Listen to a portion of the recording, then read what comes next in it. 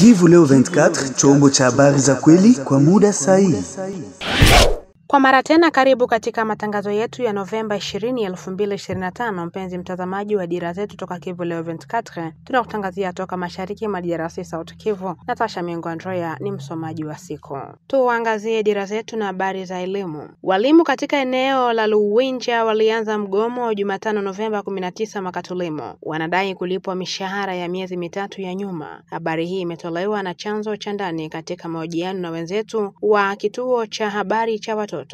Kwa mujibu wa Watoto News, mnamo majira saa 3 za asubuhi Jumatano Novemba 19 mwaka tulimo, wanafunzi wengi hasa wanafunzi wa shule za msingi wameonekana mitaani wakiachwa. Hali hii inatia wasiwasi kutokana na hali tete za usalama katika eneo hilo. Wazazi waliojiwa kwenye tovuti wanaonyesha wasiwasi wao na majuto kuhusu hali hii. Wengine wanaamini kwamba walimu wanachukulia taaluma yao kama biashara tu. Pia wanaoji uhalali wa uamuzi wa chama ambao kwa maoni yao unaonekana kufanywa bila kushauriwa na wanafunzi wote. Wazazi hao wanatoa wito kwa walimu hao kufikiria upya msimamo wao ili kutohatarisha mwaka huu wa shule. Kwa ufupi, wanawataka wasimamizi wa shule kuchukua hatua katika kukabiliana na kile wanachoelezea kuwa ni tabia ya ukaidi na kuwaomba wawakilishi wa vyama vya wanafunzi na wafanyakazi wanaoendesha mgomo huu ambao wanatuhumu kufanya kazi peke yao wafikirie upya dhamira yao katika taaluma ya ualimu, hasa katika nyakati hizi ngumu ambapo watoto wanahitaji utulivu na mwongozo. Usalama. Kudorora kwa hali ya usalama katika eneo la Lubero katika jimbo la Kivu Kaskazini Oktoba mwaka jana kulichochea kuhama kwa ghafla kwa zaidi ya watu 50,000 katika mji wa Butembo na maeneo ya jirani, kuashiria kuongezeka kwa mahitaji ya kibinadamu. Haya yamo katika ripoti kutoka ofisi ya Umoja wa Mataifa ya uratibu masuala ya kibinadamu OCHA iliyosomwa na wenzetu wa Actualite.cd mnamo Alhamisi Novemba 20 mwaka wa 2025. Hali hii ya hatari inachangiwa na kufungwa kabisa kwa shule na uhaba mkubwa wa dawa katika vituo vya afya, na hivyo kuathiri moja kwa moja upatikanaji wa haki za kimsingi, elimu na afya kwa familia hizi zilizohamishwa. Tathmini ya shirika hili katika eneo la afya la Kaina inaonyesha kuwa kwa zaidi ya wakimbizi wa ndani 23,000 pamoja na waliorejea 95,000 wote wanakabiliwa na mazingira magumu zaidi. Udhaifu huu unachangiwa na migogoro ya kikanda katika maeneo ya Ruchuru na Walikale na kuongeza shinikizo la rasilimali za mitaa na hatari za ulinzi wa wakazi hawa. Zaidi ya hatari za kimaumbile, matumizi endelevu ya vifaa vilivyoboreshwa vya kulipuka huko Kalunguta na Kilya huleta hali ya hofu ambayo inapunguza uhamaji wa watu na wafanyakazi wa kibinadamu na kuzuia juhudi za usambazaji wa misaada, inaripoti OCHA. Kukabiliana na hali hii, OCHA inatoa wito kwa wadau katika migogoro mbalimbali mashariki mwa DRC kutanguliza ulinzi wa watu na hivyo kuokoa maisha. Kama ukumbusho, sehemu hii ya jimbo la Kivu Kaskazini inakabiliwa na mashambulizi ya mara kwa mara kutoka kwa ADF, waasi hasa wenye asili ya Uganda, wakiwa wamehudumu kwa takribani miongo mitatu mashariki mwa DRC. Waliahidi utiifu mwaka wa 2019 kwa kundi la Islamic Stand ambalo linawakilisha kama tawi lake la Afrika ya Kati. Licha ya operesheni za pamoja za kijeshi kati ya wanajeshi wa Kongo na Uganda, tishio bado liko pale pale. Mazingira.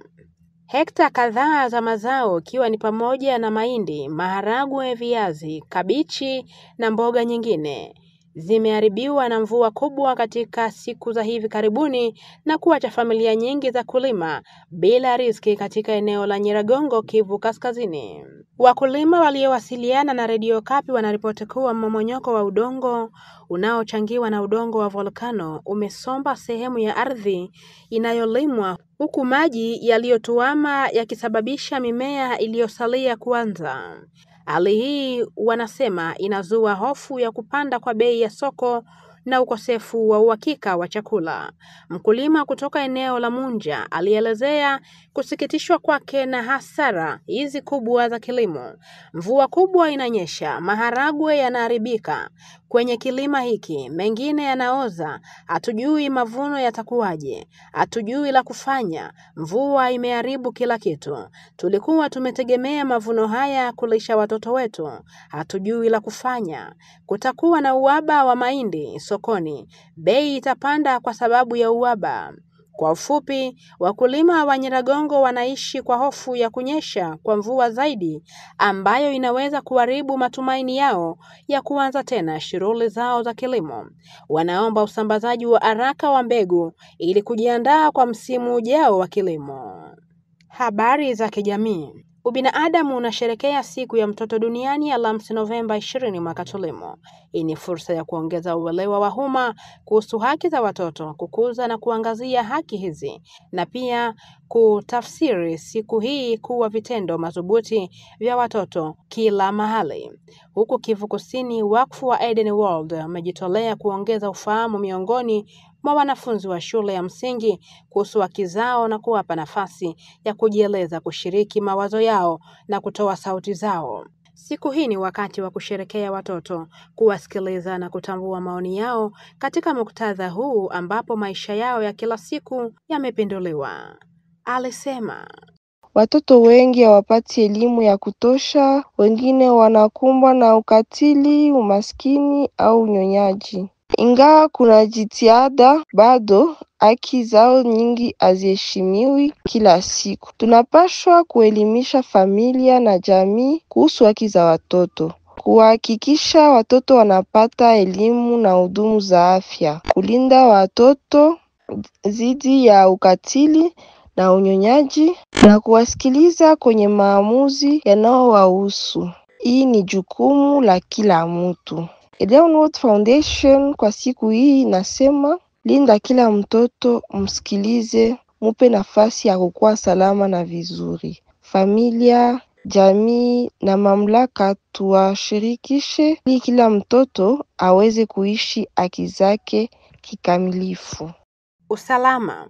Angalau watu wapya 360,000 waliokimbia makazi yao walisajiliwa katika eneo la Fizi katika muda wa chini ya mwezi mmoja, kuanzia Oktoba 31 hadi Novemba 20 mwaka 2025. Takwimu hii imetolewa na msimamizi wa eneo la Fizi, Sami Kalonji Badibanga, ambaye alitoa wito kwa usaidizi wa dharura wa kibinadamu kwa watu hawa waliokimbia makazi.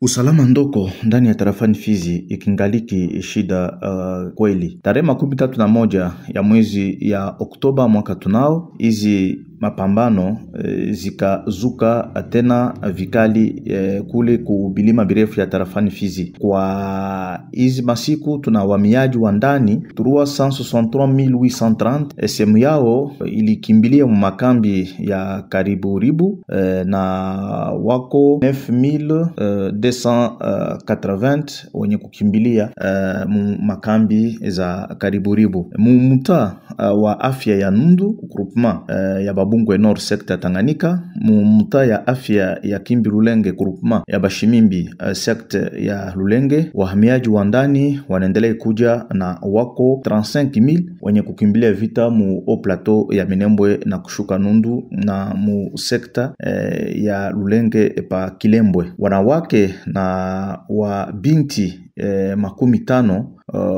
walibakwa mu vijiji Mulima, Lusuku na Abala kwa watu wasiojulikana.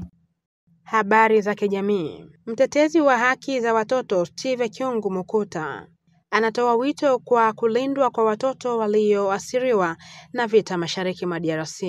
Alieleza hayo katika mahojiano nasi kando ya siku ya kimataifa ya watoto inayosherekewa Ijumaa Novemba 20 mwaka tulimo.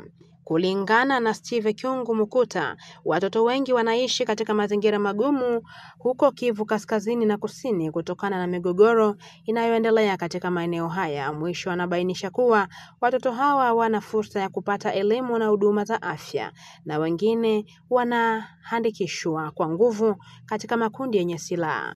Akikabiliwa na hali hii, Steve Kyungu Mukuta anatoa wito wa kuchukuliwa hatua kuokoa maisha na kuwapa watoto mustakabali mzuri. Siku hii inaadhimishwa kupitishwa kwa adhimio la haki za mtoto mnamo Novemba 20 mwaka wa 1959 na mkataba wa kimataifa wa haki za mtoto. Mkataba wa haki za mtoto uliopitishwa na Baraza Kuu la Umoja wa Mataifa na kuidhinishwa mwaka wa 1989 na takriban nchi zote za dunia unafafanua haki 54 za mtoto. Tutamatishe na habari za soka. Etoile du Kivu imeshinda derby ya Bukavu dhidi ya Bukavu Dawa magoli 3-1 huko Kindu.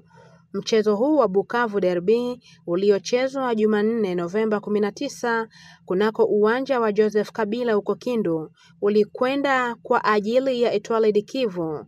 Etoile du Kivu walipata ushindi katika toleo la 31 la michuano ya kitaifa ya Linafoot Division ya kwanza. Tangu awali Etoile du Kivu walionyesha nia yao. Nkunku Mbemba alitangulia kufunga dakika ya 5 na kuipa timu yake mwanzo mzuri.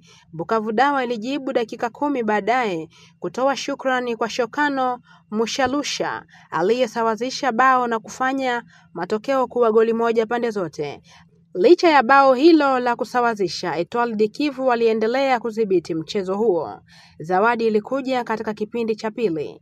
Kapenga Kitenge alirejesha uongozi wa timu yake kabla ya Muindo Nzundu kurefusha dakika ya 70 na kuifungia Orange bao la mwisho kwa mabao 3-1. Ushindi huu unawawezesha Etoile du Kivu kupanda hadi nafasi ya 5 bora ya ligi. Kwa upande wao Bukavu Dawa inahitaji kujipanga upya haraka kwa muda uliosalia wa shindano. Tubaki tu katika sekta ya soka. Mchezaji wa DRC Fiston Kalala Mayele ameshinda tuzo ya mchezaji bora wa mwaka wa klabu ya Afrika kwa msimu wa 2024-2025. Alipokea tuzo hii Jumatano Novemba 19 mjini Rabat, Morocco, katika sherehe za kila mwaka za tuzo za CAF zinazoandaliwa na shirikisho la soka la Afrika. Hii ni sifa kuu ya kwanza ya mtu binafsi katika maisha ya mshambuliaji wa Pyramid FC msimu huu wa kipekee kwa forward huyo wa DRC, bingwa wa Afrika Juni mwaka jana dhidi ya Mamelodi Sundowns. Alifunga bao muhimu katika fainali. Mfungaji bora wa ligi ya mabingwa Afrika akiwa na mabao 9. Alifunga hat-trick katika fainali ya kombe la kimataifa la FIFA dhidi ya Al Ahly Saudi. Akiwa na timu ya taifa alichangia kufuzu kwa Leopard kwa kufuzu kwa kombe la dunia la 2026 baina ya mabara ya kombe la mataifa ya Afrika 2025. Kwa tuzo hii Mayele amekuwa mchezaji wa 3 wa Kongo kushinda tuzo hii baada ya Tresor Mputu mwaka wa 2009 na Firmin Mubele mwaka wa 2014, akiwa kwenye orodha iliyorefushwa ya tuzo ya mchezaji bora wa mwaka wa Afrika. Hakuna miongoni mwa walioingia fainali. Na mtazamaji wa Dira Zetu, ni hapo ndipo tunatamatisha matangazo ya Novemba 20, 2025. Asante kuwa nasi mwanzo hadi mwisho wa matangazo yetu. Kwaherini. Kivu Leo 24, chombo cha habari za kweli kwa muda sahihi.